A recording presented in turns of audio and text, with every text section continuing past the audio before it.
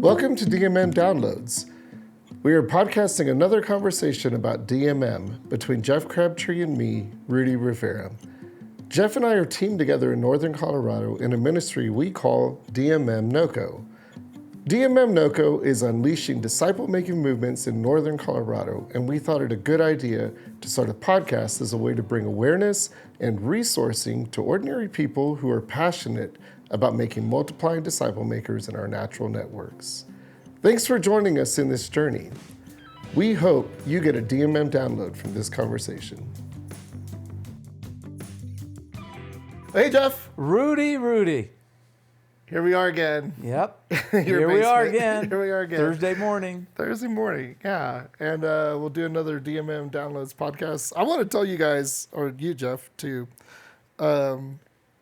because you and I were talking the other day.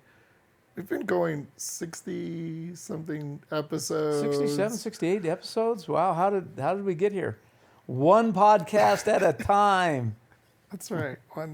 One podcast at a time. And I think, like, I don't know about you, Jeff, but I don't necessarily feel compelled, like we have to keep going or anything. But we do have ideas, and even want to bring on some guests. We keep, mentioning that. We will, Lord willing, we'll act on that here in the near future. But when Jeff and I are together, we talk a lot, and we're two preachers. Yeah, true. And we're trying to lean into the heart of God for Northern Colorado. I think we're trying to be practitioners. We're trying to learn, be learners. I think we're engaging both the churched and the non-churched, the found and the lost. And I don't know about you, Jeff, but I think when we talk amongst people here in Northern Colorado, I just sense different themes come up, and I was telling you today, one of them is this word deconstruction, and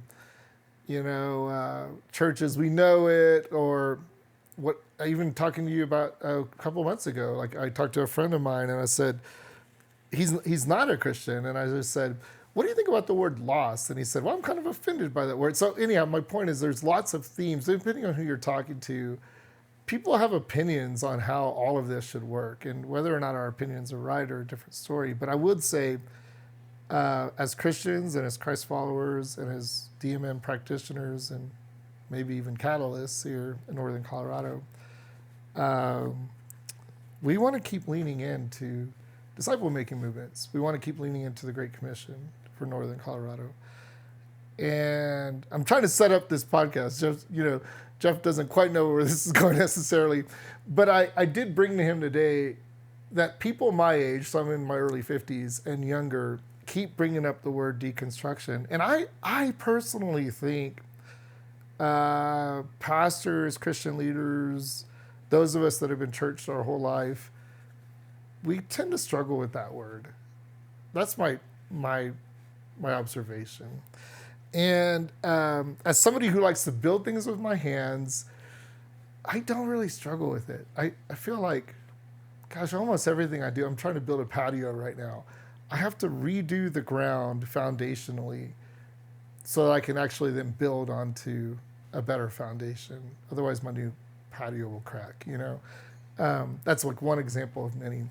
So when I brought this to Jeff today, I said, Jeff, any thoughts on deconstruction, DMM? And you gave me some pushbacks that you hear, generally speaking, about DMM here in North America, which I thought we could maybe talk about. So a couple of things. You said maybe DMM is looked at as chasing after numbers, the big numbers that we see overseas, or the idea of discovery, that we're putting the Bible in the hands of quote-unquote untrained theologians, decentralized organization, legalism, maybe DMM downplays the teaching gifts of the church. And then we even started talking about the word deconstruction of Christianity. Jeff, any thoughts on any of that, bro? Well, I think first, as human beings, change is hard for most of us. Yeah. And so I think I would take it before we go to the deeper dive, just the 30,000-foot reality that as human beings, we buy into things, or we order our lives according to things that we believe are right or true or will work for us. And then when something or someone from the outside challenges that, it's normal and natural for us to have a defense mechanism that is constructed or becomes apparent. So I think that's the first thing, because I know it was true in me, almost 9 years ago when I heard about disciple-making movements and introduced to a guy named Roy Moran and Spent Matches, who some on our listeners will probably know of. I had a natural defense mechanism because I had been schooled for nearly 40 years in Western Christianity and church planting and church leadership. So just accept that there is that, and then overlay that with what they call the curve of innovation. If anybody's seen that you have maybe 13% of the population that would be early adapters or early adopters before the early majority.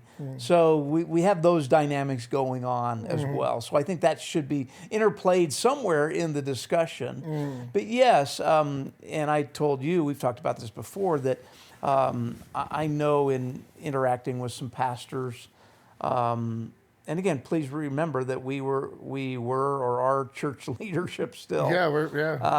So it's not like we're outside of it.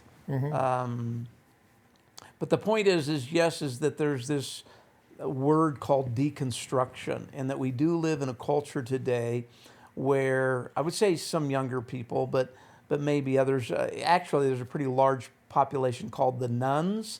If you've heard of the nuns, Nones, is that they don't really espouse to any faith or religious perspective, but many of them were former Christians or grew up in Christian homes or were a part of the church. So there's something going on in the landscape of Western Christianity that's kind of scary, especially, and we could talk about it maybe even from your kids' situation, is that, but there's two kinds of deconstruction. A deconstruction from Christianity, the orthodox tenets of what we'd call Christian faith, and or the deconstruction from religion, Western religion. Sunday morning, go to the building, listen to the teacher, go home. And so there's a deconstruction of maybe Christianity, which I would not espouse to, and we would need to fight against, if you will, or create discussions about.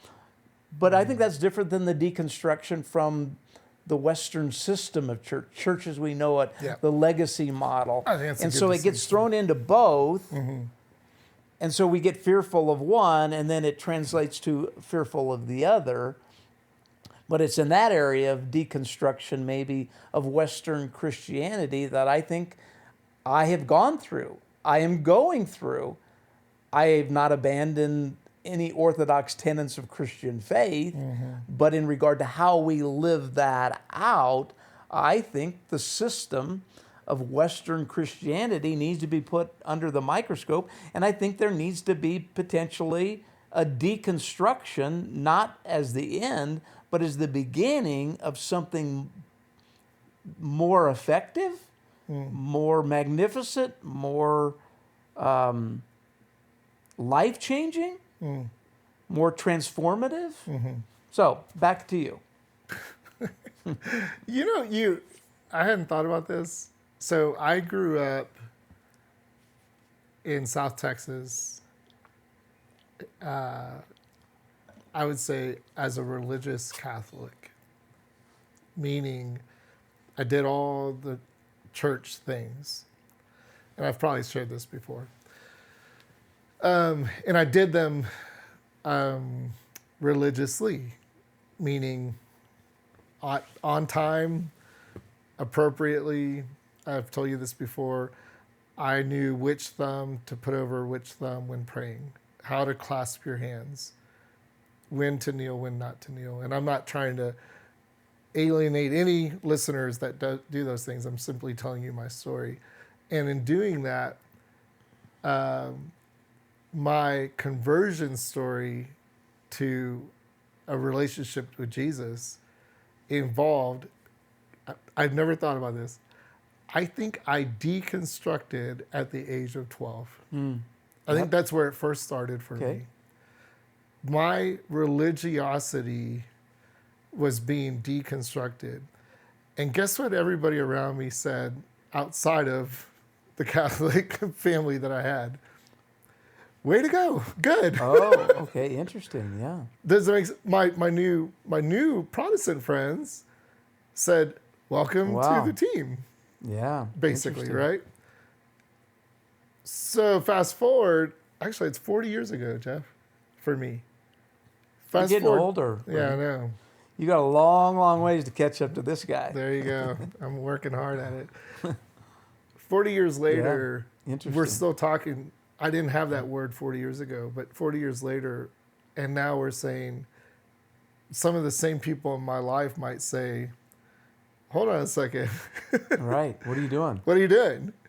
40 years ago, way to go. You got away from religion and you got into relationship. And 40 years now past, some of the same people might say, I haven't talked Sure. to them. Valid. Yeah, that's an interesting dichotomy. I never thought about that. Do you have anything to say there as in terms of the deconstruction word, I guess, as Christian leaders? Like we react to that. I know I react to that. You probably react to it. People who are around react to it.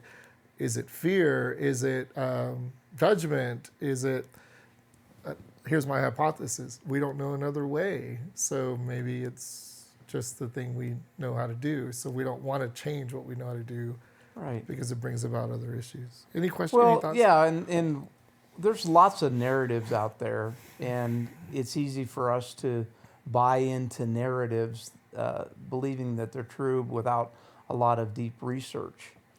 Because deconstruction, the narrative, at least not in regard to deconstruct Christianity, but deconstruct the way we live out the faith, attractional church as we know it, is the narrative, especially by church leaders, and was by me, is negative.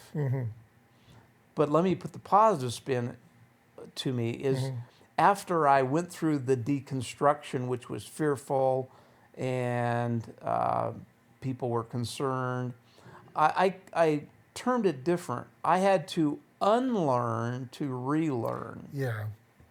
And so that took it out of the negative deconstruction. We're trying to deconstruct the Western church. I would say we're trying to maybe unlearn some things that we've bought into that maybe not be as New Testament Christianity as we think it is, so that we can learn. The word is living and active and sharper than any two-edged sword.